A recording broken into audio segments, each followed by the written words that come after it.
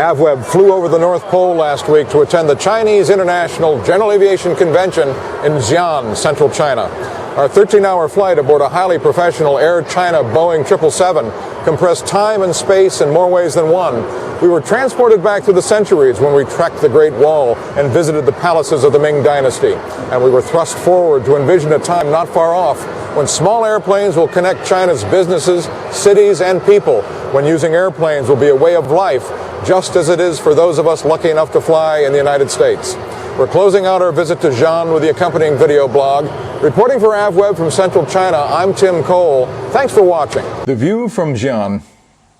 Sure, it's a little smoggy in this bustling central Chinese city, and the high-rise apartment blocks shooting into the sky often blot out an infrequent sunshine fighting to burn through the mist. Construction is rampant, and locals quip the new Chinese national bird is the crane. You could say my feelings were also a little foggy when I boarded our 13-hour non-stop Air China flight from JFK to Beijing, China's gateway. I came to this vast country not knowing what to expect, but quite comfortable in my basic assumption that China's sudden thrust forward in general aviation is long on hope and short on reality. I came believing China's effort at putting on an air show and aviation conference would never rival Oshkosh or NBAA. I soon found my prejudices were naive and incorrect.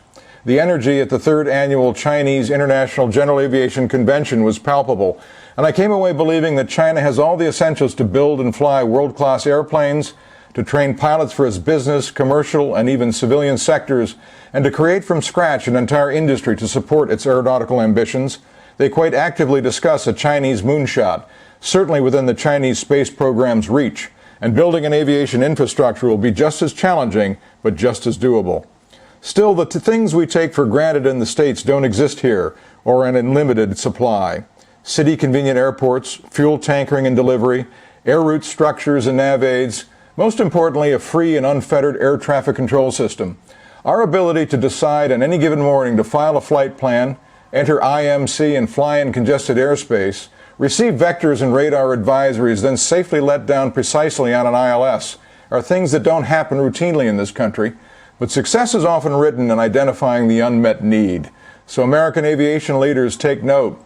As the city of Wichita and Cessna Aircraft Company have learned, there is opportunity where industries start small and have a long view.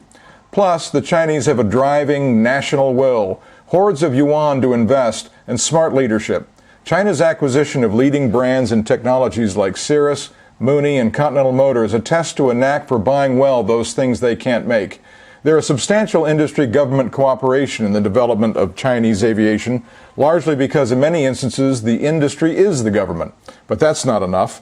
There has to be a national will to accomplish large national goals in any society. Judging from the huge crowds at the Puchang Air Show, who evinced an Oshkosh-esque enthusiasm, China's population at all levels is simply fascinated by airplanes. As Cessna's general manager David Howard told me, they have such tremendous enthusiasm, that's where you start.